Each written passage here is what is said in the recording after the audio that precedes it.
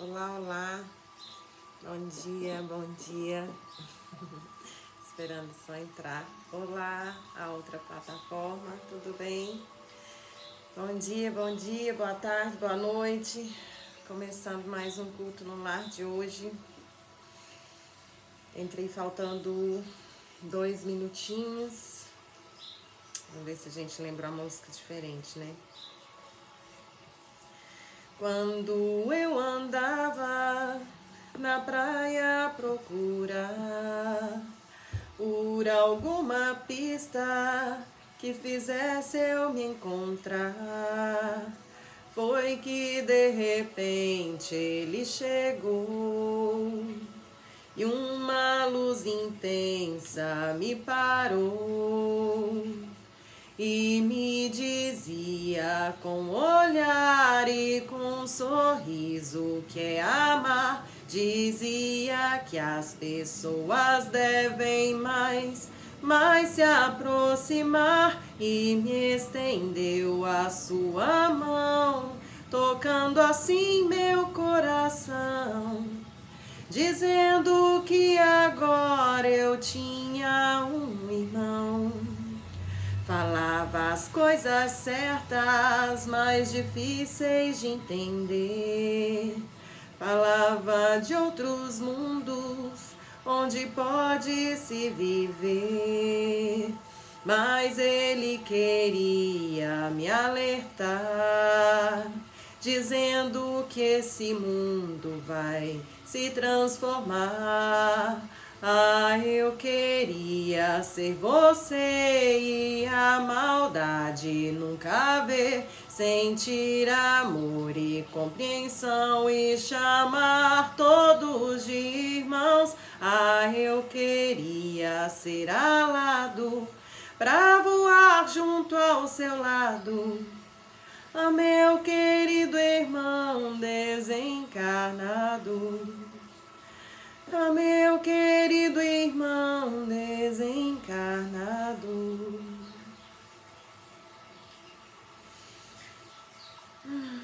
Embalados nessa melodia de um diálogo fraterno com um irmão desencarnado que orienta nós, encarnados, vamos elevar o nosso pensamento ao nosso Mestre Maior com o coração cheio de gratidão, pedindo paz, amor, respeito, união e equilíbrio a nós, aos nossos ambientes, àquelas pessoas que nos são caras e preciosas, e que possamos ser sempre um instrumento de vossa paz, levando amor, luz e equilíbrio aonde formos.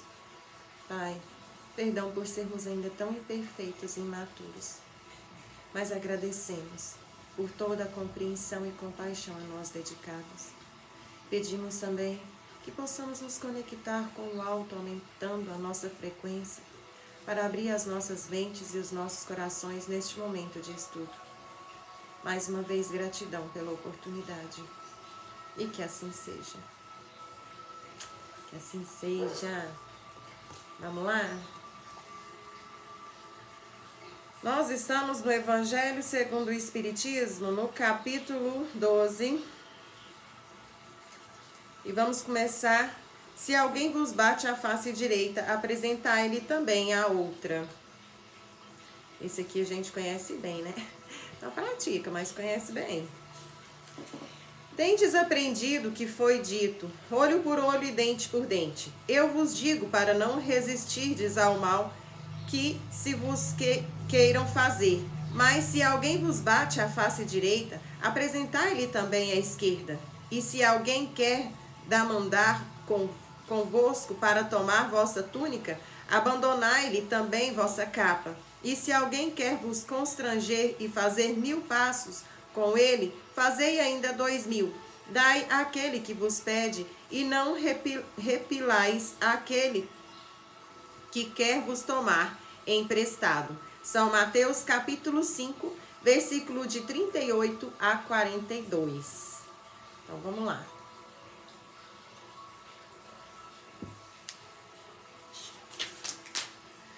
Os preconceitos do mundo sobre o que se convencionou chamar o ponto de honra dão essa suscetibilidade sombria, nascida do orgulho e da exaltação da personalidade, que leva o homem a retribuir injúria por injúria, insulto por insulto, o que parece a justiça para aquele cujo senso moral não se eleva acima das paixões terrestres. Por isso, a lei mosaica dizia, olho por olho, dente por dente, lei em harmonia com o tempo em que vivia Moisés. Cristo veio e disse, retribuí o mal com o bem. E disse mais, não resistais ao mal que vos queiram fazer. Se alguém vos bater sobre uma face, apresentai-lhe a outra. Ao orgulhoso, esta máxima parece uma covardia, porque não compreende que haja mais coragem em suportar um insulto do que em se vingar, e isso sempre por essa causa que faz com que a sua visão não se transporte além do presente. Entretanto, é preciso tomar essa máxima ao pé da letra, não mais que aquela que diz para arrancar o olho, se ele for motivo de escândalo. Acentuada em todas as suas consequências, seria condenar toda a repressão, mesmo legal, e deixar o campo livre aos maus, lhes dissipando todo o medo, e não se opusesse um freio às suas agressões. Logo, todos os bons seriam suas vítimas. O próprio instinto de conservação, que é uma lei natural, diz que não é preciso estender benevolentemente o pescoço ao assassino. Por essas palavras, portanto, Jesus não interditou a defesa, mas condenou a vingança, em dizendo para apresentar uma face quando a outra foi batida, é dizer sob outra forma que não é preciso retribuir o mal com o mal, que o homem deve aceitar com humildade tudo o que tende a rebaixar-lhe o orgulho, que é mais glorioso para si ser ferido do que ferir, suportar pacientemente uma injustiça do que ele próprio cometer uma, que vale mais ser enganado do que enganador, ser arruinado do que arruinar aos outros. Isso é, ao mesmo tempo, a condenação do duelo, que não é outra coisa senão uma manifestação do orgulho. Só a fé na vida futura e na justiça de Deus, que não deixa mais o mal impune, pode dar a força de suportar pacientemente os golpes dirigidos contra os nossos interesses e o nosso amor próprio. Por isso, dizemos incessantemente, dirige vossos olhares para a frente, quanto mais vos eleveis pelo pensamento acima da vida material, menos sereis magoado pelas coisas da terra. E a gente encerra bem neste momento, neste ponto. Eu acho essa leitura super explicativa. A gente não tem muito o que comentar, né? Só que a gente vive num tempo que, mesmo a gente tendo essa total consciência, parece que o povo não consegue colocar a prática. Parece que o descontrole emocional, ele tá assim... Luna, não esquece da nossa conversa. Parece que ele tá assim, sabe? A flor da pele. E de fato tá, né, gente? A gente tá vivendo aí essa transição. A separação do joio do trigo, o processo de transição de provas e expiações para regeneração, da era de peixes para a era de aquário. Então, realmente, a energia do planeta, né, a frequência Schumann, para ser mais cientista, digamos aí, ela está muito acima do normal. E isso faz com que as pessoas, elas sejam elas mesmas, né? Porque a energia está tão à flor da pele que ela não consegue segurar a onda. Ela não consegue colocar máscara. Quando chega num momento em que desagrada o ego, o orgulho e a vontade, né, dela, ela descontrola. Ela não tem limite, ela não tem mais consequência de nada. Ela se torna uma pessoa totalmente inconsequente mesmo. E é isso que vem dizer, que a gente deve enfrentar o mal, a agressão, não se deixando render, né? Porque, como eles falam, a apatia também é um desequilíbrio. Eu não vou deixar as pessoas me baterem, eu não vou deixar uma pessoa se aproximar de mim se eu sei que ela quer me magoar, ela quer me dominar, ela quer me machucar, ela quer me manipular. Eu não vou fazer isso. né? Mas eu também não vou fazer isso com ela. Falar assim, ah lá, fulano, né? Fulano acha que eu sou boba, tá chegando perto de mim, querendo fazer amizadezinha só pra, né, me conduzir ali nos interesses. Mas deixa vir. Aí a pessoa já tem ali também um lado bem forte na manipulação, porque querendo ou não, o ser humano desempenhou e desenvolveu isso ao longo da vida, hoje em dia é até normal, e aí vai e faz com o coleguinha aquilo que ele queria fazer com você. Você não é melhor que ele, né? Então é esse o ponto, não faça com o outro aquilo que você não quer que faça com você. Se você tá vendo que a pessoa vai se aproximar só para fazer mal, não deixa, se afasta em silêncio, sem agredir, sem devolver a má intenção que ela estava indo de encontro com você. Eu acho tão simples isso. O povo fala assim, nossa, mas para você parece que é fácil você começar um processo e terminar um ciclo. Começa o processo e termina. Cara, eu vou te ser sincera. As pessoas que se aproximam de mim de coração aberto, que são verdadeiras, né? Que me aceitam do jeito que eu sou, eu as aceito do jeito que elas são e que são verdadeiras, acho que não tem outra palavra, sem intenção de me prejudicar, de me copiar, de me manipular, elas me amam. E eu as amo assim, ó, imensuravelmente. Mas as pessoas que se aproximam na intenção de me manipular, de me controlar, vamos lá, vamos competir. Isso é a competição de ego, é o que mais aparece na minha frente. Gente que quer pagar de amigo, mas tá ali só pra competir o ego. Cara, eu não vou deixar entrar na minha vida. Pra mim é muito simples. É visível, é nítido que a pessoa tá entrando na minha vida pra competir ego. Eu não gosto de competir ego. Eu sei o que eu sou, eu sei pra onde eu tô indo, eu sei de onde eu vim, eu sei o que eu passei, eu sei o que eu superei, eu sei quem segurou na minha mão, quem não segurou, quem virou as costas pra mim. Por que eu vou competir com você? Que eu sei lá quem é você, o que você quer, qual que é o seu problema, por que você tá tão insegura a ponto de querer disputar ego com o primeiro que passa na sua frente? Então o que eu vou fazer? Eu vou me recolher e vou seguir meu caminho. Vou encontrar aqueles que têm a mesma sintonia que eu, mesmo pensamento, a mesma vibe que eu. Por isso que pra mim é tão fácil. Eu tô ali numa boa com a pessoa que eu percebo que ela tá querendo competir o ego, que ela tá querendo me prejudicar, que ela tá querendo puxar meu tapete. Tchau. Amanhã você não me vê mais. Eu não vou lá. Nossa, você viu que fulano tá fazendo? Vou fazer também. Não. Aí vocês são iguais. Entendeu? Então eu não preciso dar o meu rosto pra pessoa agredir. Não vou esticar meu pescocinho aqui, porque eu sou muito bonzinho, né? Tá escrito ali. Não, não é isso que eu vou fazer. Mas também, né? Não vou ser igual a pessoa. Vamos lá? No livro dos Espíritos, nós estamos... Começou a tremedeira. Eu tenho uns trem que só por Deus.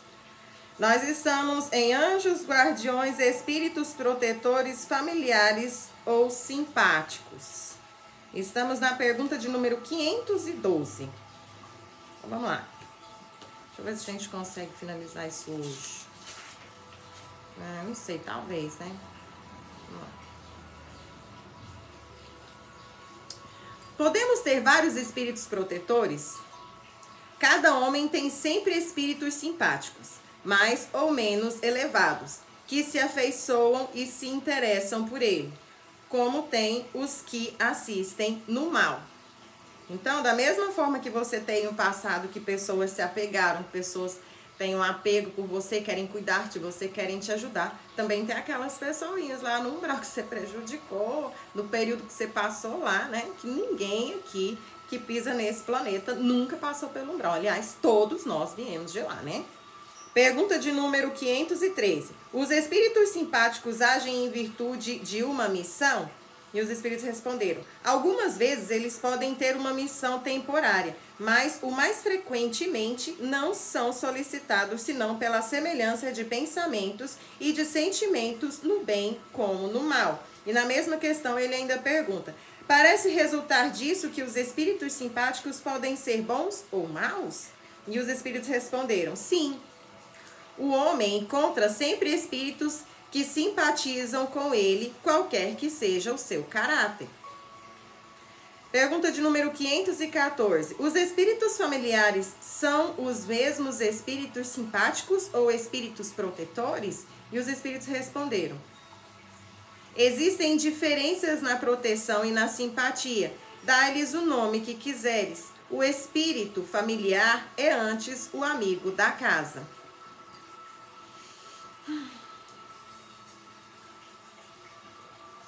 E uma explicaçãozinha. Das explicações acima e das observações feitas sobre a natureza dos espíritos que se ligam ao homem, pode-se deduzir o que se segue. Os espíritos protetores, anjos guardiões ou bom gênio é aquele que tem por missão seguir o homem na vida e ajudá-lo a progredir. Ele é sempre uma natureza superior relativamente à do protegido. Os espíritos familiares se ligam a certas pessoas por laços mais ou menos duráveis, tendo em vista ser-lhes úteis, no limite do seu poder, frequentemente bastante limitado. Eles são bons, mas algumas vezes pouco avançados e mesmo um pouco levianos. Eles se ocupam de bom grado dos detalhes da vida íntima e não agem senão por ordem ou com permissão dos espíritos protetores. Os espíritos simpáticos são os que se sentem atraídos para nós por afeições particulares e uma certa semelhança de gosto e de sentimentos, no bem como no mal. A duração de suas relações é quase sempre subordinada às circunstâncias, que são aqueles obsessorizinhos que a gente atrai, né? À medida que a gente vai frequentando lugares que não são muito adequados, principalmente os médiuns, né? Aí o que você vai atrair? Espíritos simpáticos, têm ali os mesmos gostos que você. Eles são mal, quer te prejudicar, quer te fazer mal? Não. Eles só parecem com você, gostam das mesmas coisas com você, que você gosta, dos mesmos ambientes, entendeu? O mau gênio é o espírito imperfeito ou perverso que se liga ao homem para desviá-lo do bem e age por sua própria iniciativa e não em virtude de uma missão. Sua tenacidade está em razão do acesso mais ou menos fácil que encontra. O homem está sempre livre para escutar sua voz ou repeli-la. Então, aí esse aqui já é o malvadinho, né? Que é aquela questão, se você ora e vigia a sua mente, os seus pensamentos, dificilmente esses de mau gênio vão estar se coligando com você. Mas se você é uma pessoa perversa, cruel, gosta de maldade, invejosa, fica ali sempre diminuindo a imagem de alguém para se sentir superior, cara, logo você acha um companheirinho desse aqui. Pergunta de número 515. Que se deve pensar dessas pessoas que parecem ligar-se a certos indivíduos para os compelir fatalmente à perdição ou para guiá-los no bom caminho? Mais uma aguinha. Certas pessoas exercem com efeito sobre outras uma espécie de fascinação que parece irresistível. Quando isso tem lugar para o mal, são maus espíritos que se servem de outros maus espíritos para melhor subjugar. Deus o permite para vos experimentar. Pergunta de número 516. Nosso bom e nosso mau gênio poderiam se encarnar para nos acompanhar na vida de um modo mais direto? E os espíritos respondem: isso ocorre algumas vezes. Frequentemente, também eles encarregam dessa missão outros espíritos encarnados que lhes são simpáticos. Pergunta de número 517. Há espíritos que se ligam a toda uma família para protegê-la? E os espíritos respondem: certos espíritos se ligam aos mesmos de uma mesma família que vivem em conjunto e que são unidos pela afeição, mas não creiais em espíritos protetores do orgulho da raça. Pergunta de número 518. Sendo os espíritos atraídos para os indivíduos pela sua simpatia, os são igualmente para as reuniões de indivíduos em razão de causas particulares? E os espíritos respondem: os espíritos vão, de preferência, aonde estão seus semelhantes. Aí estão mais à vontade e mais seguros de serem ouvidos. O homem atrai para si os espíritos em razão de suas tendências, quer esteja só ou formando uma coletividade, como uma sociedade, uma cidade ou um povo. Há então sociedades, cidades e povos que são assistidos por espíritos mais ou menos elevados, segundo o caráter e as paixões que neles dominam. Os espíritos imperfeitos se afastam daqueles que os repelem. Resulta disso que o aperfeiçoamento moral das coletividades, como o dos indivíduos, tende a afastar os maus espíritos e atrair os bons, que excitam e entretêm o sentimento do bem nas massas, como outros podem lhes insuflar as más paixões. Então, existe a possibilidade de um conjunto de pessoas se reunirem com um objetivo não muito elevado e ser obsediado por um grupo de entidades? Existe. Aí existe a possibilidade de um grupo se unir e ali a gente fazer trabalhos positivos, só caridade, coisa boa, e sempre em oração e conexão com o alto, e ser protegido por espíritos superiores? Lógico que existe. Né? A gente vai continuar atraindo os nossos afins, aqueles que se conectam o quê? Com a nossa frequência, seja ele positivo, seja ele negativo, entendeu? Pergunta de número 519. As aglomerações de indivíduos, como as sociedades, as cidades, as nações, têm seus espíritos protetores especiais? Que os espíritos respondem sim, porque essas reuniões são de individualidades coletivas que marcham com um objetivo comum e que têm necessidade de uma direção superior. Pergunta de número... que é aquele velho ditado, né? Nada é por acaso, ninguém se conhece por acaso, ninguém mora todo mundo em Goiânia por acaso, né? Ninguém mora lá no sul por acaso, todo mundo. Então sempre tem uma coisinha a estar resolvendo ali por trás. Mas poucas vezes a mente humana consegue alcançar esse nível de compreensão. Pergunta de número 520.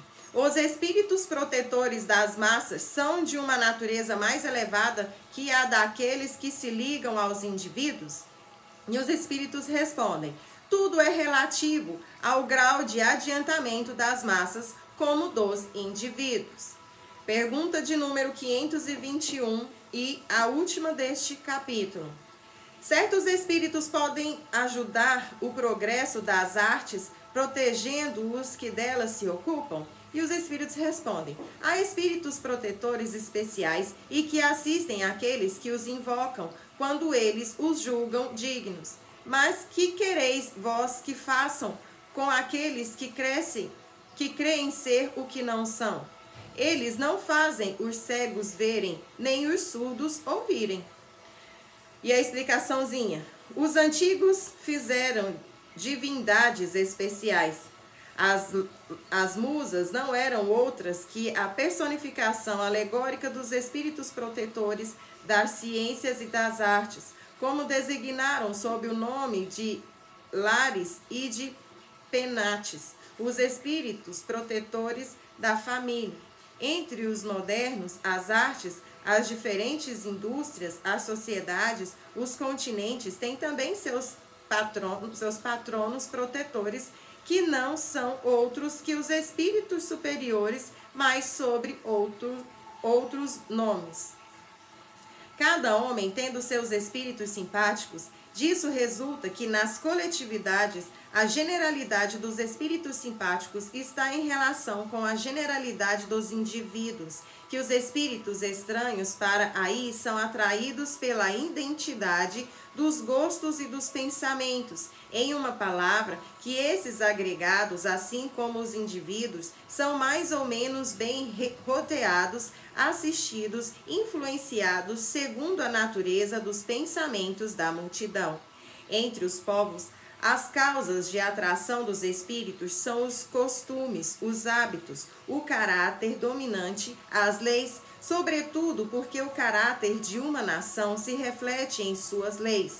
Os homens, que fazem reinar a justiça entre si, combatem a influência dos maus espíritos. Em toda parte onde as leis consagram as coisas injustas, contrárias à humanidade, os bons espíritos estão em minoria, e a massa dos maus que afluem entretem a nação em suas ideias e paralisa as boas influências parciais perdidas na multidão, como uma espiga isolada no meio às sarças. Estudando os costumes dos povos ou de toda a reunião de homens, é fácil de se fazer uma ideia da população oculta que se imiscui nos seus pensamentos e nas suas ações. E que assim seja. E aqui a gente encerra essa passagem do capítulo, não me lembro, acho que é o 12. Vamos ver.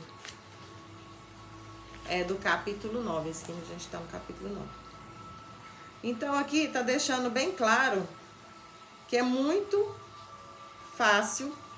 Primeiro ele fala que ninguém vive no mesmo ambiente por acaso, né?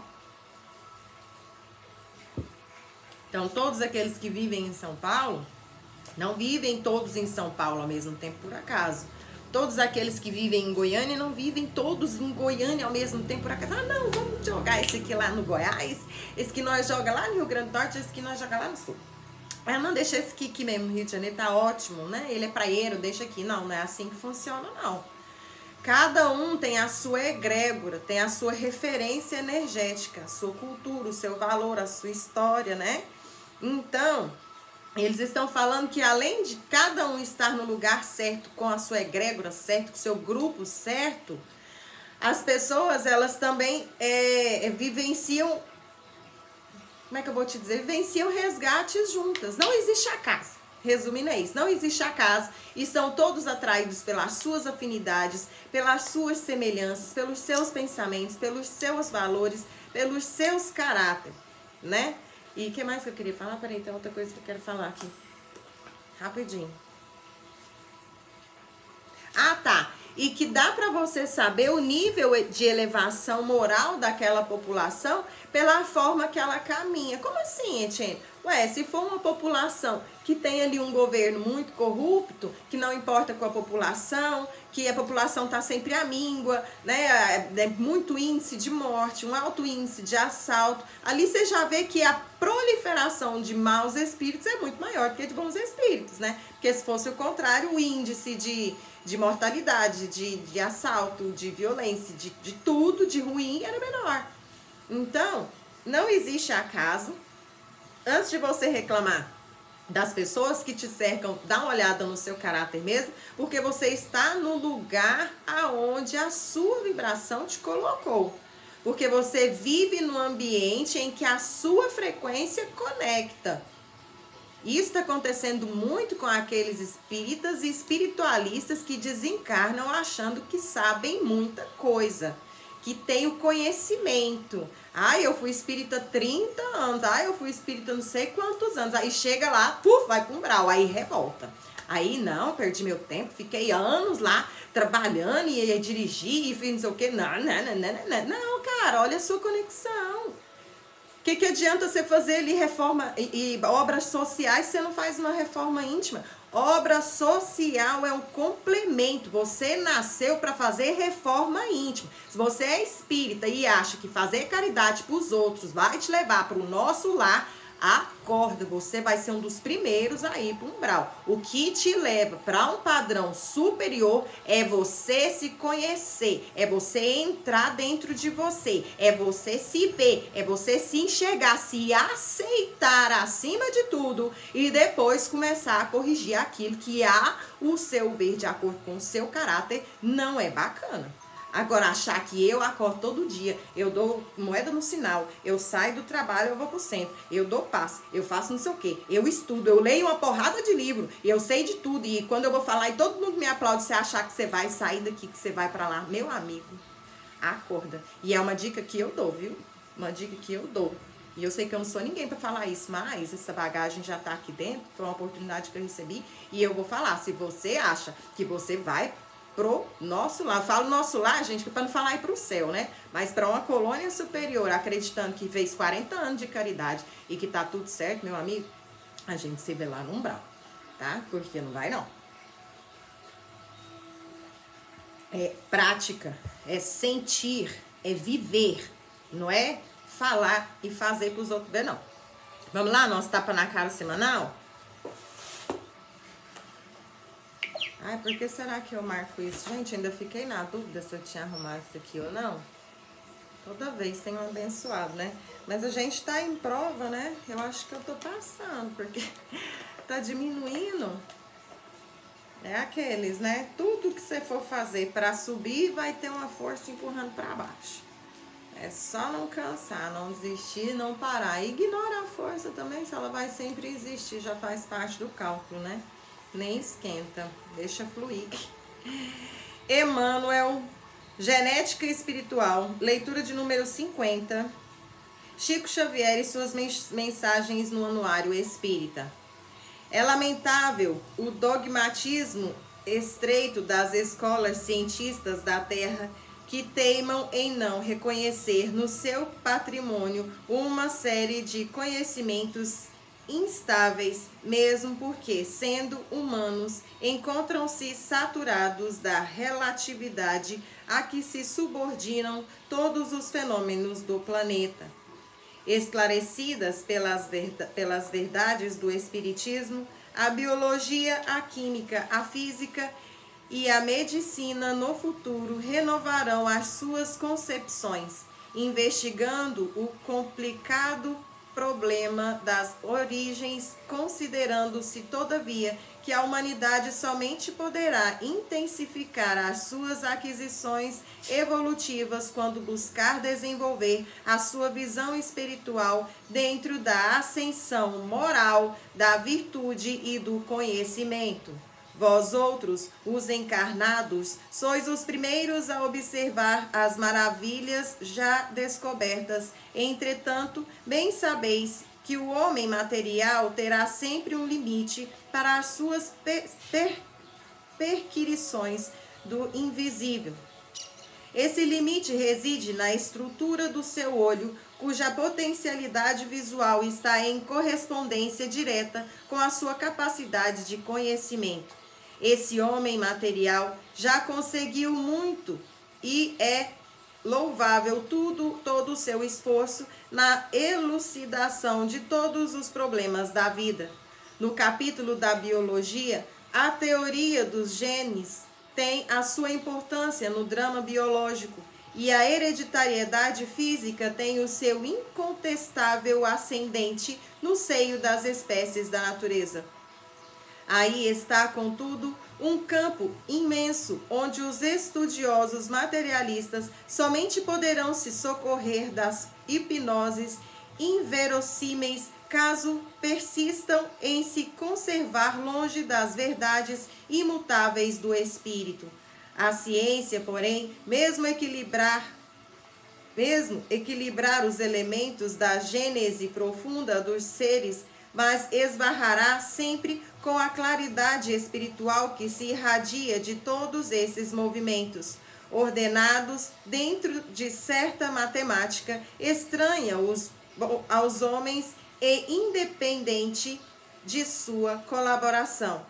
A ciência terrestre, afinal, poderá especializar as suas atividades, surpreendendo vossos compêndios e catalogando novos valores nos seus centros de estudo, mas não terá realizado um trabalho mais sério em benefício da alma humana, em espiritualizar o homem. É esse homem espiritual do porvir que poderá alçar voos mais altos, porquanto não terá a visão adstrita às reduzidas possibilidades do olho humano. Seu campo de ação será vastíssimo, abrangendo o infinito, de cuja grandeza insondável participará naturalmente pelos caminhos evolutivos. Os cientistas do mundo deveriam estar atentos para com os imperativos dessa genética espiritual, cujas sínteses se encontram ainda no orbe totalmente no problema da educação individual e da cultura dos sentimentos. Sem o estudo desses genes espirituais, que constituirão as células da nova organização social do futuro, no elevado plano moral das criaturas, os estudiosos e os seus compêndios não sairão das discussões esterilizadoras no abismo das hipóteses em que se submergiram.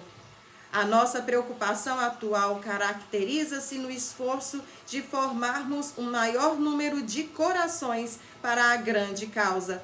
Os espíritas sinceros são os colaboradores da nossa tarefa humilde e simples, cujo êxito requer o máximo de boa vontade. Coloquemos mãos à obra e, enquanto os nossos irmãos estudam e analisam as células orgânicas, procurando estabelecer o equilíbrio e determinar a distribuição dos genes pelos corpos, organizaremos a nova genética dos seres, trabalhando pela edificação do homem espiritual do futuro, quando então a palavra do Divino Mestre apresentará uma claridade nova para todos os corações. AE 1992. Uau! Que mensagem, né? Eu não sabia que tinha uma mensagem tão profunda e tão grande nesse livro, que abraça aí parte do que nós acabamos de falar, né? Que o homem, a ciência, a física, a química está muito presa ainda nos dogmas, na facilidade da artificialidade, né? De você fingir ser uma coisa e não ser, de você dizer ser uma coisa e não ser, de você querer ser e achar pelo seu ego que é, e não ter a humildade de entrar para dentro de você e ver que você não é. Então, enquanto a ciência, a humanidade, a matemática permanecer ali firme no dogma, acreditando que sabe das coisas, que tem a certeza não só do atual, mas também do passado, da origem da humanidade, a gente nunca vai progredir, a gente nunca vai sair do lugar, a gente vai permanecer sempre estagnado, preso no falso, no dogma, no faz de conta, no de fora e não no de dentro. Beleza? Devolve minha boca. Tô brincando, gente. Vamos lá? Vamos encerrar? Relevando os nossos pensamentos ao nosso Mestre Jesus e agradecendo por essa mensagem tão maravilhosa e cara, tão preciosa e profunda, que possamos enfiá-la, adentrá-la no fixo do profundo dos nossos corações, que possamos mentalizá-la no nosso subconsciente, pregando em todas as paredes do nosso consciente essa verdadeira mensagem de que estamos todos empedrecidos na falsidade, na mentira, para conosco mesmo, para nós, para os nossos corações, afogando em nossos egos, em nosso orgulho, em nosso egoísmo, incapaz de olharmos para dentro de nós e perceber a nossa verdadeira essência. Pai, faça-se presente em nossas vidas, faça-se presente em nossos corações, no coração de cada um dos seus filhos, aqueles que caminham sobre este planeta, na esperança de um dia ouvir a verdadeira palavra e sensibilizar os seus corações.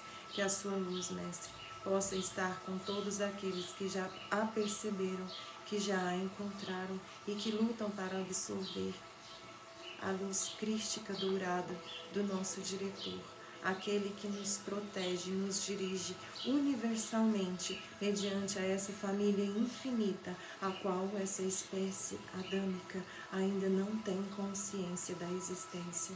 Que a luz do nosso Mestre e do nosso Pai Criador e Protetor possa abraçar este planeta verdadeiramente, para que os seus filhos possam compreender a importância de encontrar os seus corações e a sua verdadeira origem. Graças te damos hoje e sempre, Pai. E que assim seja. Que assim seja. Mais água, né? Então vamos lá, rapidinho. Hoje eu achei que eu fosse ser objetiva. Não rolou. Mas eu acho que eu fui objetiva, né? A informação aqui era muita. Nós estamos, então, finalizando o capítulo que explica o porquê que a Cristal, o Roger, o Hermes, né? E o Ramires, todo mundo trabalha ali junto. O Hermes, que já é um espírito muito elevado. A Cristal também, que já ascensionou, né? Que também já é um espírito muito elevado. O nome desse capítulo chama Nas Trevas com Jesus. E o Roger, que ainda tá aqui igual a gente, encarnado, e o Ramires, que tava lá no umbral, né? Que por séculos, 500 anos, ele ficou lá, revoltado com a galera dele, que traiu ele no momento ápice da luta ideológica que eles tinham ali no período da Inquisição. E aí o pessoal que já era mais elevado, mais sensato, que não tinha medo de bater no seu próprio orgulho, de engolir o seu próprio ego, e que preferia agir com humildade do que ser, do que ser levado ali para guilhotina, para a forca, para ser queimado vivo, eles recuaram. Então, para Ramires, isso foi uma traição muito grande. E 500 anos depois é que eles conseguiram ter acesso para poder explicar para Ramires o que realmente aconteceu, onde foi o erro dele, que dava tempo dele voltar, dele tentar consertar, que hoje já existe o Ocidente, né, onde as ideias que eles pregavam naquela época é bem aceita, as pessoas não são mortas por escolher a sua própria religião, a sua filosofia, e que ele tinha a oportunidade de estar reencarnando no Ocidente para dar continuidade aí ao trabalho dele, que era o maior amor, a maior paixão dele, que na época, né, mas vamos convir também, né, gente, a humanidade não tinha capacidade, não tinha maturidade para estar absorvendo as informações que a gente estuda aqui nesse momento hoje. E era isso que ele queria. Porque queria que o povo ali de 1500 entendesse que existe reencarnação, que o povo morre e continua vivo, né, e para eles era o que? Feitiçaria. Então foi bem isso que aconteceu. Então, depois do pessoal ter explicado para ele, dele ter redimido, né, pedido perdão para Deus, perdão para Jesus, próprio Jesus mandou uma mensagem para ele, pela voz, lógico que ele não precisa estar lá materializado, mas pela frequência ali que eles se encontravam, naquele momento de perdão, pedindo ali o perdão de Jesus, ele, como um trovão, falou com ele um dos seus mandamentos, né, e aí, aceitando a oportunidade de retorno de reencarnação, a gente vai dar continuidade aqui à nossa história, que já está acabando. Eu não quero enrolar muito, porque o nosso tempo também está acabando. Então, vamos lá. Eu olhei e vi com surpresa que elas estavam imaculadas, que eram as túnicas que o Roger estava vestindo, né? Que tinha sujado tudo no resgate de Ramires. Talvez mais limpas do que quando as coloquei para sair em viagem astral. E parecia-me que uma tênue luz brilhava ao redor do meu corpo. O querido irmão sorriu e disse: agora compreendes? Quanto mais amares e trabalhares em favor do teu semelhante, mais a tua alma e tua túnica nupcial ficará imaculada. Portanto, suja a tua roupa e mãos no trabalho redentor em nome do Cristo, para que o teu espírito cresça e se ilumine. Eu dirigi a Hermes um sorriso infantil, enquanto ainda avaliava a brancura do meu corpo e das minhas roupas, que eram as que entraram em contato direto com o lodo do castelo e receberam as toxinas espirituais de Ramires. Mas as emoções ainda não tinham acabado. Cristal já estava para partir, elevando consigo o seu querido fardo, quando ela solicitou à equipe de auxílio que aguardasse e dirigiu-se a mim. A nobre amiga pegou a minha mão e disse, irradiando o imenso amor que só vi igual em seu generoso coração: Roger, hoje me realizaste um sonho que acalento há longos anos. Desde antes da minha última encarnação na França durante a Segunda Grande Guerra, eu sabia que as tuas palavras Ramires ouviria. E como te sou grata por tê-las proferido com tanta inspiração. Saibas que hoje e sempre estarei velando por ti e por aqueles que tu amas, seja aqui ou em qualquer lugar do universo. Quando precisares de auxílio, pense em mim e lá estarei para te ajudar. Cristal fitava-me com os seus mágicos olhos da cor violeta, umedecidos pelas lágrimas. Após, ela sorriu de emoção e disse com seus alvos dentes a brilhar: mas eu ainda quero te dar um presente especial. A bela amiga fechou os olhos, espalmou as mãos acima e materializou-se nelas uma bela rosa azul, que possuía uma aura da cor violeta. Ela timidamente estendeu para mim. Eu a recebi com carinho e gratidão, sentimentos que ficaram evidentes através da vibração de minha aura, que tornou-se um pouco mais brilhante. Eu cheirei a rosa, que exalava um agradável perfume, e disse a Cristal: não há o que agradecer, minha bela sereia, pois eu sei que devo muito mais a todos vocês do que tenho direito a receber. O que fiz esta noite não compensa 1/10 de tudo o que tens feito por mim em todos esses séculos. Ela sorriu com humildade e solicitou que eu me inclinasse. Assim o fiz, e ela beijou minha testa em sinal de agradecimento. Logo após, ela seguiu em companhia da equipe de enfermeiros que conduzia Ramires. Gaidin seguiu com Cristal. Hermes deslocou-se com Chaim para outras relevantes atividades, enquanto Ramiro me conduzia para casa. Durante a viagem, meditei sobre o sucesso da noite e como o homem se ilude acreditando que a totalidade da vida está em sua limitada vida física. Enquanto Ramiro me adequava à matéria, eu perguntei se poderia ficar segurando a rosa que Cristal havia me ofertado com tanto amor. Ele sorriu e disse: ao acordar, olha para as suas mãos. Talvez, pela impressão causada pelas palavras de Ramiro, eu imediatamente me acordei do corpo físico, retirei as mãos debaixo das cobertas e as vi envolvidas por uma bela energia azul, da mesma cor da rosa. Olhei para a minha esposa, que dormia tranquila ao meu lado, e afaguei seus cabelos, irradiando a sublime energia da rosa de cristal que envolvia as minhas mãos. Ela, sem acordar, sorriu e beijou a minha mão. Em seguida, dormi um sono reparador por mais 30 minutos, até finalmente acordar para mais um dia de trabalho no mundo dos homens. E aqui a gente encerra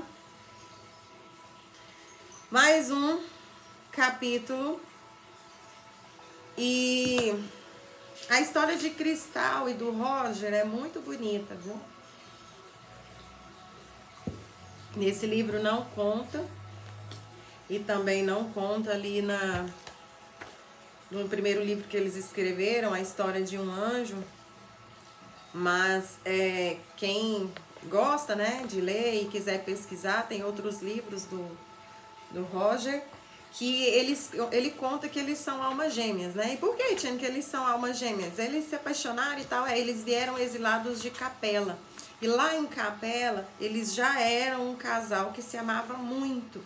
Só que quando vieram pra cá, eles tinham um poder psíquico muito grande, e o Roger, ele se afinizou muito com as sombras, né? E entra ali os seus interesses particulares, as suas paixões.